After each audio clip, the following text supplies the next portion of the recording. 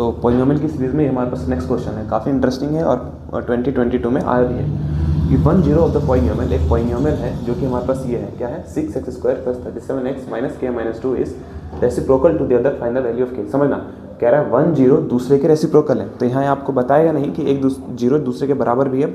उदाहरण कहने का मतलब कि अगर एक 0 अल्फा है तो दूसरा जो जीरोस होगा 1/अल्फा होगा, इसका रेसिप्रोकल हो जाएगा। एक 0 2 है तो दूसरा 1/2 हो जाएगा। एक 0 3 है तो दूसरा 0 1/3 हो जाएगा। तो आपको लिख के नहीं बताया, बट इस चीज़ से स्टेटमेंट से आपको समझ आना है। एक कह रहा है कि एक चीज़ दूसरे की रेसिप्रोकल है, तो इससे मतलब क्या है। तो यहाँ पर हम देखते हैं, इसे मैं इरेज कर देता हूँ और मैं यहाँ पे फिर लिखवाता हूँ। चलो, तो ये कह रहा है, तो अब हमारे पास ध्यान रखना है, जब रेसिप्रोकल बोलेगा तो जाहिर सी बात है, दो चीज़ें जब रेसिप्रोकल मल्टीप्लाई होती है तो आंसर 1 आता है ना। जैसे 2 और 2 का जो रेसिप्रोकल होगा मल्टीप्लाई होकर हमारे पास 1 आएगा। तो एक 0 अगर अल्फा है तो दूसरा 0 क्या हो जाएगा 1/अल्फा, ठीक है। तो अब प्रोडक्ट ऑफ जीरोस हम देख लेंगे। प्रोडक्ट ऑफ जीरोस यानी कि अल्फा इंटू बीटा हमारे पास किसके बराबर होता है, c/a के बराबर होता है। एक 0 अल्फा है तो दूसरा 0 1/अल्फा हो जाएगा।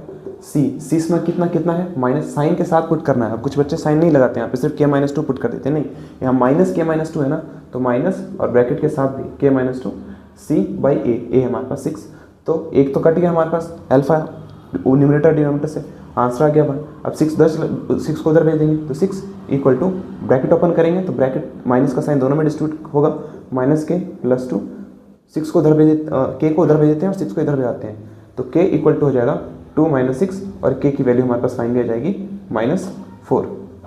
तो इस तरीके से हम इस क्वेश्चन को करेंगे, ठीक है।